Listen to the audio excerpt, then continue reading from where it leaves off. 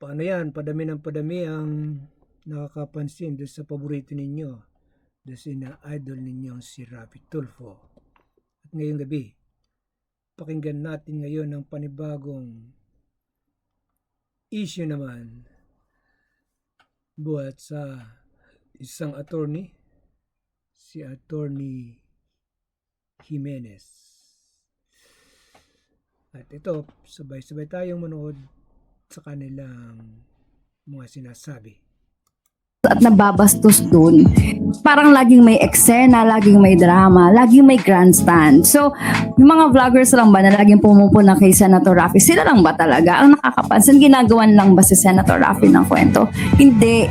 Marami nang nakakapansin. At hindi lang basta-basta normal na tao. Hindi lang basta-basta normal na tao. Nakatulad ko din.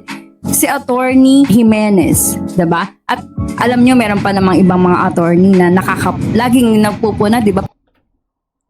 Attorney Jimenez pala yung sinabi ko ha. Mukhang mali ako doon ha.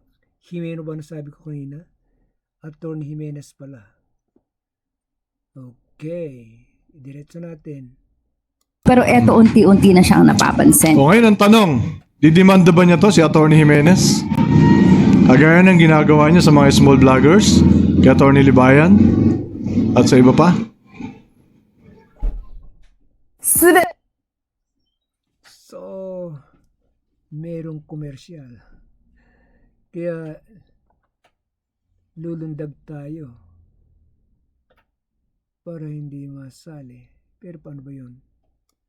手のハイブランド 90% オフで買う方法知ってますか？例えばこのポール・スミスのスーツは定価が25万なんですけど23円で買えましたし、このアルマーニのジャケットは定価10万なのに1円で買えましたし、このバーバリー Yan. O, i-rebat niyo to, mga pampalaya. Dapat i-rebat niyo yung mga ganito. Di ba? Yung mga matataas na tao ang pumapansin kay Attorney kay Rapi Tulfo, kagaya ni Kong Marcoleta, dapat dinidebunk nyo rin. Yun nga pala si Marcoleta din. Ang malaking katapat ni Rapi Tulfo. Pero hindi siya kumikibo. Wala pa siyang sagot hanggang ngayon. Tuloy natin. Diba? Dapat sinasagot nyo rin sila. Tapos demanda nyo rin. Kasuhan nyo rin. O, diba? Tuloy natin. So ituloy natin. The top personalities who got a tongue lashing from Senator Tulfo include the multi-billionaire Isidro Kinsanji, top honcho of the humongous DMCI, the multi-billion #1 construction company that constructed the biggest royal palace in the whole world. Wow. Ngayon ko lang nalaman to, no? Sila pala yung gumawa ng the biggest palace in the whole world. Sa Sultan Bolkiah. Ito yung sa Brunei. Wow.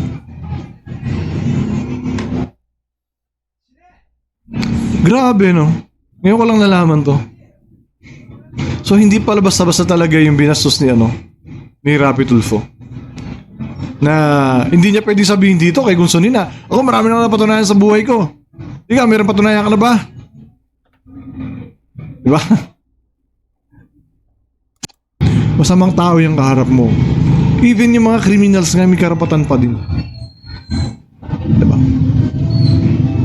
Even yung mga masasamang tao na Puntahin mo dun, gaganon-ganonin mo lang. Especially, nung napanood ko yun, nabastusan talaga ako kay Senator Raffy. Talagang kapalit ng pag-grandstand mo, sasabihan mo ng ganon yung matanda. Actually, matanda na si Sir. Although, mali, kung natutulog siya, sa tingin ko nga lang nakapikit siya. Pero although, sige, isipin mo na natutulog, sabihan mo ng maayos. Tsaka, isipin mo, tatanda ka din. Ba't ganyan kasi kabastos yung bibig, di ba? So, hindi talaga maganda yung mga komposisyon ng tao ngayon dyan. Nagsama-sama sila na puro ang papangit magsalita. Senator Tulfo has openly scolded officials of the Department of Energy and Energy Regulatory Board as well as powerful men and women of the well-connected and allegedly well-funded by China and GCP. Tulfo berated NGCP for the New Year blackout fiasco hitting the whole islands of Panay and Guimaras. The mayor of Iloilo and the governors of the provinces of Iloilo and Guimaras, of course, admired Tulfo for his guts hitting a powerful giant. The same reactions from the victims of NGCP and other power players' failure. Senator Tulfo is emerging as the defender of the poor guys against the rich and powerful tycoons and mighty public officials. But I took pity on my good friend retired NLRC Chairman Jerry Nograles, a very professional and honest career official. He got a scolding that he did not deserve in connection with the alleged unfair labor practice against a poor lady cashier of a leading department store in Makati. This poor worker complained to Senator Tulfo against unfair treatment that she got from management. Then Chairman Nograles was made to answer for things he was not even properly informed beforehand. I really sympathized with him because the hearing was seen all over the world via TV and YouTube and Facebook live streaming. Yung isang official, sabihin na natin, example natin ha, yung sa private na company.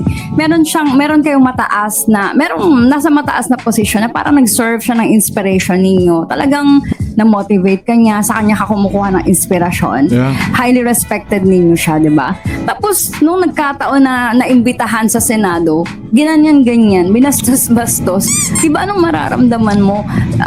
Lalo na kapag para sa'yo ay napakahusay niya. Yes, I agree. Diba? Respetado yung tao. Believe na believe ka dun sa boss mo. Nagsara ang kuwait para sa mga kababayan nating office. 私がアデランスが誇るサイバーへ So, yun lang ang gusto ko may pakita sa inyo sa gabing ito. Kaya, tapusin natin ang ating video ngayong gabi. So, kung gusto nyo mapanood yung kompleto, pwede kayong pumunta doon sa title na Rapi Tulfo, naglalaro ng delikadong laro. Okay? Thank you.